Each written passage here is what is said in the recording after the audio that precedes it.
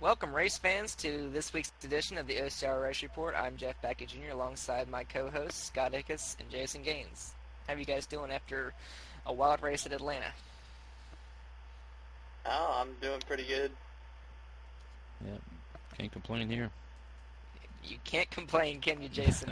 Great run by you and the whole number 5 guys to have come to the track with potentially the best car, lead the laps you did, have the trouble that you did, and then overcome all that on fuel mileage.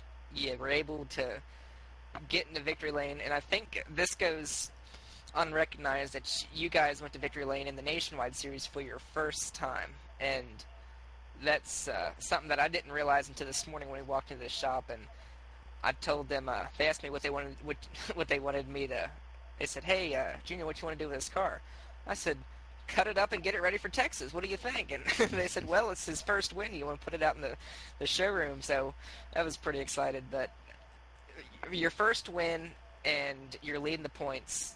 This is your first Nationwide Series full season, and you're doing so well. What does this do for you as a driver? Oh, it's a huge confidence boost.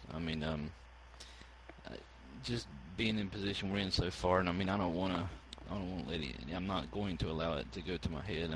We've got a long way to go in this season. I'm glad to be in the hunt early instead of having to fight and claw my way out of a huge hole like I have in the past. Yeah, and you guys started the Truck Series season last season way in the hole, and this is a second place run you've had, now a first place run, and respectively you got a 7-point lead in the standings as of now going into Phoenix. And granted, the team's good at Phoenix, but you have not made any appearances there yourself, so it'll be a whole new challenge for you as a driver, I'm sure.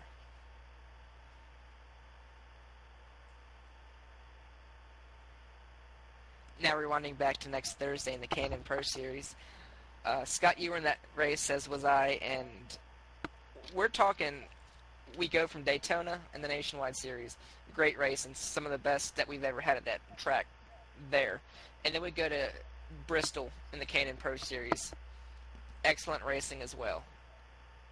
And then we come to Atlanta, where you have everything. You have close racing. There were guys racing 3 wide for third place. I believe you were part of that battle.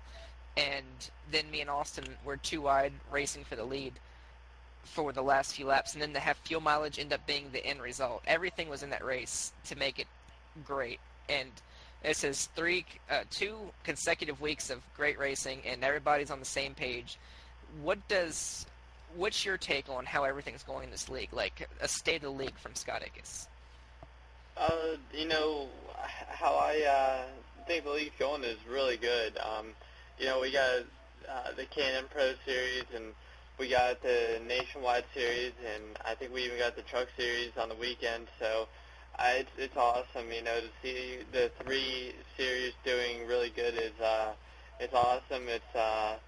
It's good for the people who may want to come to the OCRL, and sometimes we don't have the positions open in some of the areas, in some of the series, whether it's Nationwide or Cup or Truck Series.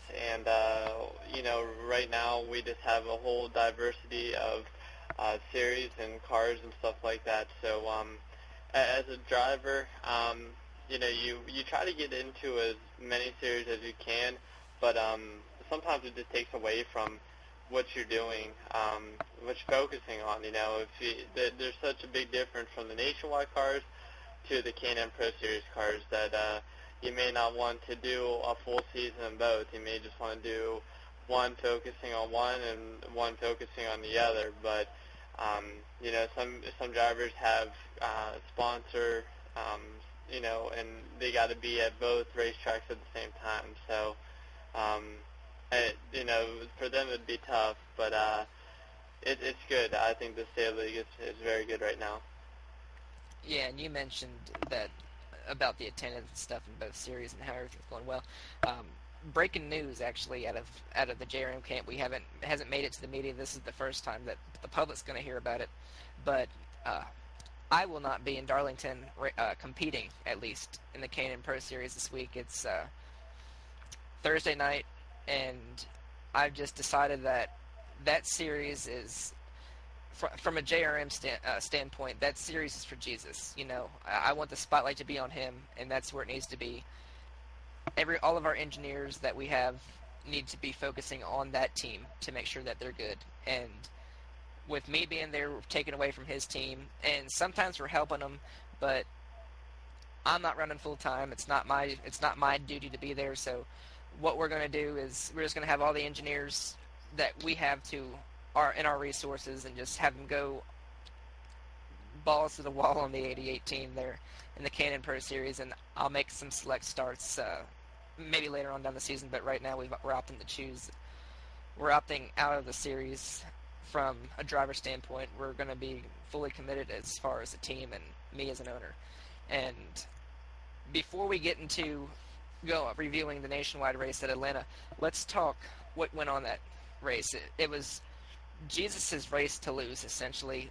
He was driving away, and nobody was able, but the battling throughout the field, second, third, fourth, fifth, so on and so forth, was real tight, especially at Bristol, a track that has got tire issues, and we've seen the Mickey brothers, Eric and Andrew, suffered tire issues, and Scott, I believe you did at one point in time. You got lucky and ended up having a pretty good finish at the end, but the tire issues, and it was still really good racing, and ended up with, at the very end, Jesus didn't win. It was actually Stevie who went to victory lane for the first race in the Canon Pro Series, and it was a great race. And Jesus said it himself that he was not upset at all about losing the race because of how much fun it was. They come across the finish line, almost photo finish it. It was a great race overall.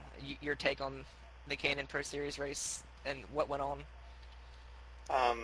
Yeah, I mean, it was a good race. It was really the closest racing we've seen at a short. I mean, we always see close racing at the short tracks, but it was good to see it again. We haven't been there in a while, so when we go there, it seems like we're always having 2 wide, 3 rows, 4 rows back of racing, and a couple guys got a little bit aggressive with their tire package, and then with the camber and stuff like that, and they blew a couple tires, but overall, I mean, it was a really good race. We had cautions, but it wasn't like we didn't have long runs. And at the end of the race, it just came down. I think it was me, you, Stevie, and Jesus were all there battling really hard. Some guys on the high line, some guys on the low line, and I mean, overall in that race, you were just never bored. Exactly, and it was full out.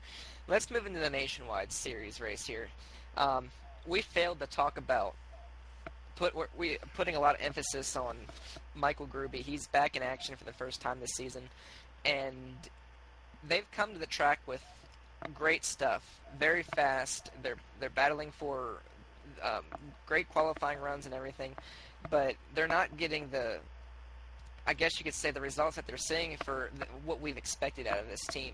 And he qualified 11th at Atlanta, ended up finishing 8th.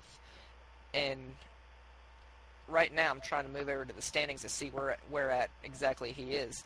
And he is 20 points back in 10th place, and got to be disappointing for that SFR team right there, the number 9 team, because a lot of it's expected. There's a lot of pressure on Racer himself because he wants to do well. He's been out of action for a long time, and he's been doing a lot of testing. He's been fast in practice. He's been fast when he needs to be, and they're just not getting the results that they're getting for whatever reason. And Jason, a non-biased point of view, you don't know this guy, but from what you've seen on him in the 2 races that you have seen, what do you think could be, I don't want to say holding him back, but have you seen anything as a driver?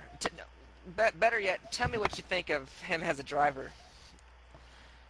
Well, it's like you say. I don't know him all that well.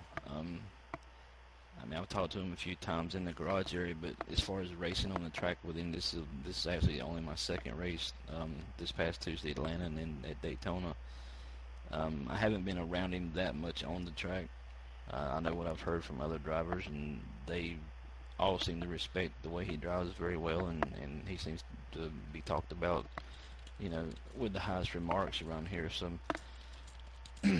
as far as me as a driver, I don't think that there's much holding him back as far as their setups and the way they're doing their cars, but maybe just not being on the track and having seat time for so long might be holding him back just a bit. Yeah, and that's what I think. When he left out of here back in when we were actually still in the ECRL, things were,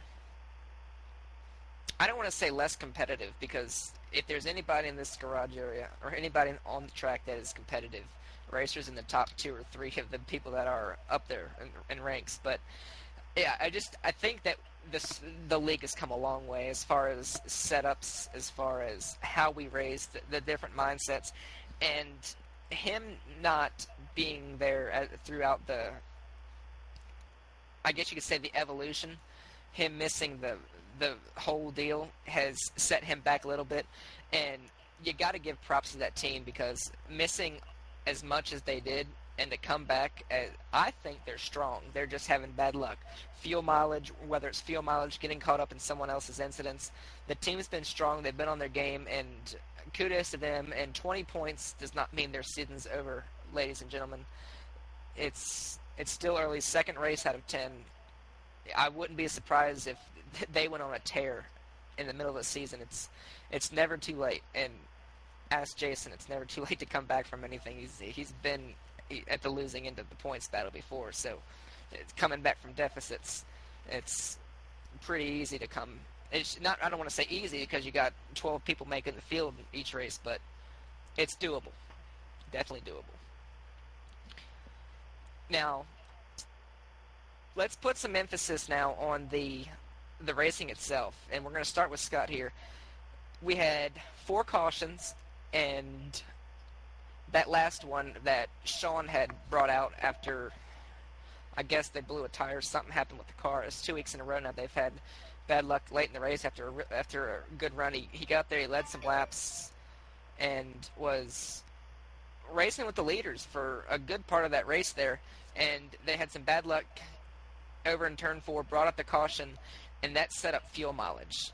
And Jason, we're actually going to go back to you here.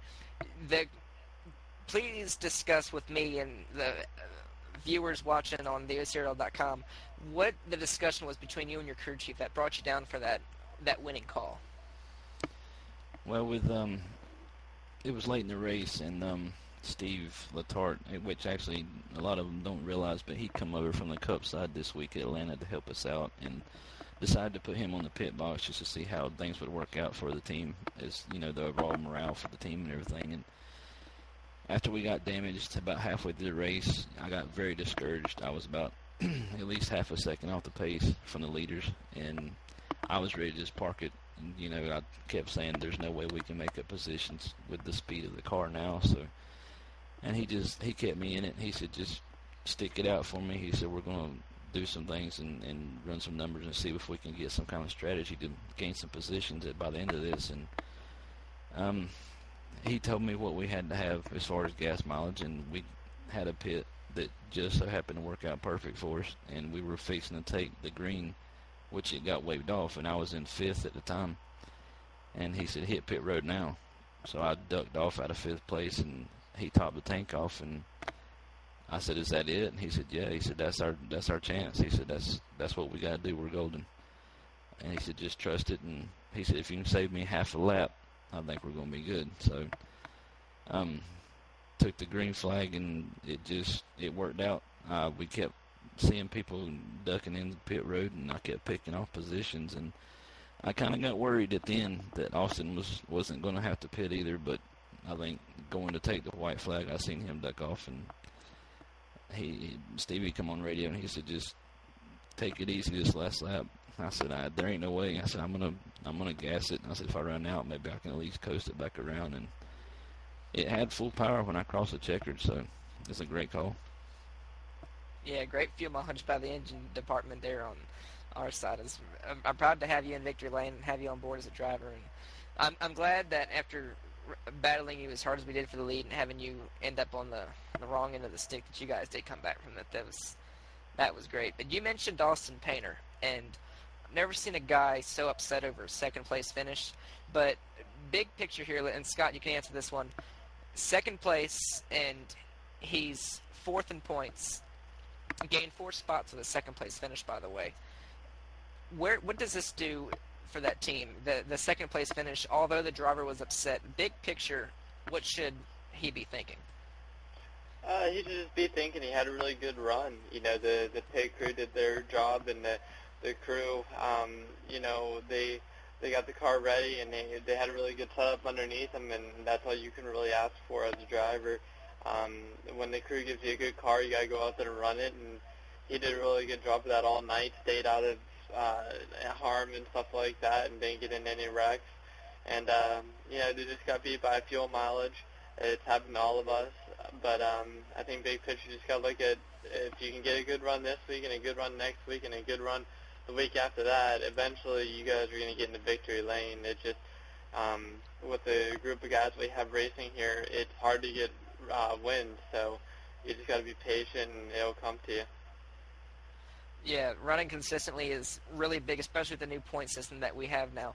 And speaking of running consistently, I want to put the spotlight real quick on one driver that has caught my eye, and that's Andrew Mickey. I talked to him last night after the race, actually went out of my way, walked over to his hauler, put my arm around him and said, look, night and day difference between you from this season to last season. Last season, he was, let's be honest, there's no nice way to put it, he was a moving chicane. And this season, towards the end of last season, those guys were really starting to get up on the chip, and I'm talking about the Truck Series season. They were getting up on the chip and really starting to make some noise, and this season, he's one of the guys that I go into the race, honestly, and I'm like, you got to look out for him. And I looked in my rearview mirror at one point in time, he was chasing me down for second place. I was in second, he was chasing me down in third, and he's got his first top 5 finish of the season, and he's led a lap in every race, and he's completed all but one lap, and that was the fuel mileage that he had to pit late in the race at Atlanta, so you can't really count that. Those guys have been strong all season long, and even good qualifying efforts. He started in the top 5, 4th place to be exact at Atlanta, and just a shout-out to those guys. It's a great improvement on their team, and we are running out of time. Like I said, Scott, I just want to put a little bit of, I can't say emphasis again, I've said that so many times throughout the show, but the points battle was produced to make for close racing, keep it interesting for not only the drivers but the fans. You're locked in right now in a 3-way battle for 5th place. Andrew, yourself, and your teammate Corey, who had needless to say, not as good of a run as he'd like, lost the points lead and dropped 6 spots in the standings to 7th, and you guys are all tied for the 5th place spot. What does this point system mean for you? And you may have not had the runs that you've had, but you guys have been consistently running well. You posted a 5th place finish in Daytona and then a 6th place finish this week in Atlanta. What's your mindset moving forward? And you've led a lap in each race, by the way. Well, you know, we just got caught in a situation in Atlanta. I thought we had a better car in 6th place, but you know, it's good to be able to lead the lap. You got to definitely get a lap led and get as many bonus points as you can. I mean, even whether you have a good car or bad car, you got to get the situation to get your lap led and you know, run consistently and definitely get some race wins. But other than that, I mean, just you got to keep running hard, and not that any of our drivers don't run hard, but it just makes it that much harder to go out there and try to get the finishes you need, and almost make sure that you don't DNF, because if you DNF, those are positions you could have picked up, and a great example was this week. So, you know, just make sure the drivers don't give up, because you just don't know what's going to happen throughout that race. Exactly, and moving forward to the races ahead, we have the K&N Pro Series race at Darlington Thursday night. Of course, this is being recorded on a Wednesday night, so by the time this gets published and whatnot and out to the public, the K&N Pro Series has most likely already been ran. We'll cover that next week's edition. And Daytona and the Truck Series this Sunday night. There's OCRL starting up the Truck Series again. It was delayed due to weather in Daytona last week. So hopefully that gets underway the way it should be. We're looking forward to great racing in all 3 series. Like Scott had said earlier, it's been great in the 2 that we've had so far. Hopefully the Truck Series just adds to that. And then next week, next Tuesday night, the Nationwide Series will be hosting in the Diamond in the Desert Phoenix International Raceway. Bound to be exciting. Racing cannot get any better, and I hope it doesn't get worse. Everybody's in the same playing field right now. The competition's great, and quite frankly, I hope it stays that way. And we'll just have to sit back and be patient and find out. Scott, you're going to be a part of that Darlington race in the K&N Pro Series. Good luck to you. And Jason, congratulations on your big win, breaking into victory lane for the first time in the Nationwide Series at Atlanta. Thank you. And on behalf of everyone here at the OCRL Studios, I'm Jeff Baki Jr. And I'm Scott Ickes. And I'm Jason Gaines. We'll see you guys next week.